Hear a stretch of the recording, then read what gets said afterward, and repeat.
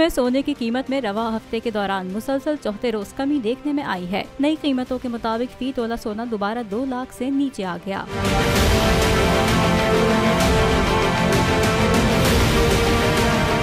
All Pakistan James and jewellers association की जानिब से बताया गया है कि आज पीली धात की फी तोला कीमत में 2000 रुपए की कमी हुई है। इस कमी के साथ फी तोला सोना वापस 2 लाख रुपए से नीचे आ गया। रेट में कमी के बाद सोने की कीमत 1,98,000 रुपए फी तोला हो गई। इसी तरह 10 ग्राम सोने का भाव 1715 रुपए के कमी के बाद 1,69,753 रुपए है। एसोसिएशन के मुताबिक बैनुल अक़वामी सराफा मार्केट में सोना $11 के इजाफे के बाद $1,880 फी ओंस है।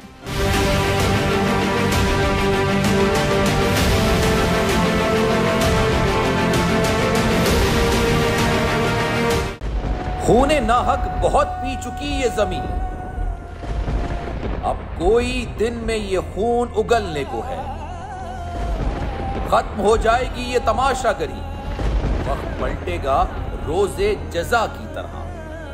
ये जो पेशावर में ताजा लहू है बहा, एक क़यामत करेगा फलक पर बपा। गम की सलमनाक घड़ी में बोल सानिया पेशावर में शहीद होने वालों के लवाहिकीन के साथ है। सब्सक्राइब करें और बेल दबाएं ताकि कोई खबर रह न जाए।